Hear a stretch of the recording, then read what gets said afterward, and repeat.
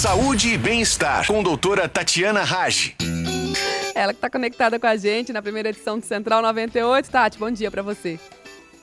Bom dia, Carol. Bom dia, João. Bom dia a todos que estão aí acompanhando o Central 98. Tati, hoje chegando para falar de intestino e emagrecimento. Eu, depois que tive bebê, João, eu aprendi que o intestino ele tá ligado a tudo no corpo da gente. Assim, né? A gente acha, às vezes, não, o bebê teve uma cólica, um problema, e você acha que é só alguma coisa ali, não, alimentação, não. Tem até fator psicológico, tem uma conexão muito grande com tudo. E agora a doutora Tatiana falando sobre essa questão também do emagrecimento, conexão importantíssima, né, Tati? Importantíssimo, é exatamente isso, Carol. O intestino, né? Vamos falar de saúde intestinal, porque o intestino é importante em vários aspectos da saúde, muitos que a gente nem desconfia. E todos os dias eu recebo no consultório pacientes que querem emagrecer e acham que o segredo está só no uso de um medicamento, né? Hoje a gente tem visto isso muito, que as pessoas têm achado que são fórmulas milagrosas. Mas o que muitos não entendem é que se o corpo estiver em desequilíbrio, o medicamento ele não vai fazer milagre, ele não vai funcionar tão bem. E às vezes o paciente até pode emagrecer, né? Tem gente que fala, mas eu usei, consegui emagrecer, mas o processo acaba não sendo saudável e o risco do paciente, inclusive, ter um adoecimento, recuperar tudo em pouco tempo é muito grande.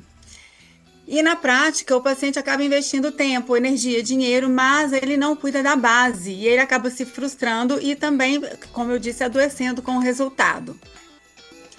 E muitas vezes ele chega ao consultório com várias queixas, então ele nem sabe, ele acha que é só pela obesidade aquelas queixas. E ele relata estar sempre cansado, distensão abdominal, sensação de peso nas pernas. Ele tem queda de cabelo, pele oleosa demais, pele ressecada demais. Então ele não entende que esses sintomas eles podem estar escondendo algo que é importante e que por si só vão atrapalhar o processo de emagrecimento. E são vários fatores, não estou dizendo que só o intestino atrapalha nesse processo de emagrecimento, não. Reposição das vitaminas, dos minerais, dos hormônios, mas o intestino, eu queria falar sobre o intestino porque ele é um elemento fundamental para o emagrecimento e ainda assim ele é pouco valorizado quando o assunto é essa perda de peso, né? Então o nosso intestino, ele é o lar de 30 a 50 trilhões de bactérias, então são muitas bactérias. É equivalente à quantidade de células que nós temos no corpo.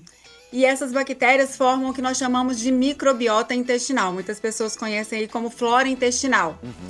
E essas bactérias vão participar de inúmeras funções do nosso corpo, ajudam a regular metabolismo, absorção de nutrientes, processos inflamatórios, modular o estresse, o sono, a imunidade e contribuem também para o equilíbrio hormonal. Por isso que é tão importante aí no emagrecimento.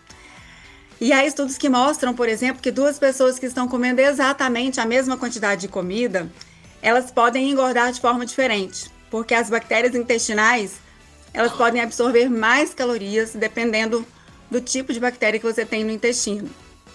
Então a pessoa come a mesma coisa, mas ela engorda mais do que a outra porque ela consegue absorver mais calorias com essas bactérias. E doutora, a gente pode fazer alguma coisa para melhorar, não sei nem se pode falar isso, melhorar as bactérias, né, no intestino? Tem alguma coisa que a gente possa fazer no dia a dia? Tem sim, João. Primeira coisa que a gente lembrar é que muito paciente chega no consultório dizendo assim, não, doutora, meu intestino é ótimo, funciona como um reloginho, meu intestino é muito bom. E ter um intestino que funciona bem todo dia não quer dizer ter um intestino saudável. Você pode ter um intestino que funciona bonitinho, como um reloginho, mas as bactérias que estão no intestino são bactérias ruins e estão contribuindo com o fato de você engordar. Então, uma coisa não tem nada a ver com a outra. E, João, existe sim o que a gente possa fazer para melhorar isso. Primeiro, as bactérias ruins gostam dos alimentos ultraprocessados, muito industrializados, nós já falamos sobre eles aqui. Gostam do açúcar, o açúcar refinado, né, sobretudo, refrigerantes, enfim, todos os processados. Tomar cuidado também com aquelas pessoas que tomam antibiótico por qualquer motivo. Geralmente as crianças são acometidas disso, qualquer gripe, qualquer tosse, tomam antibiótico sem indicação.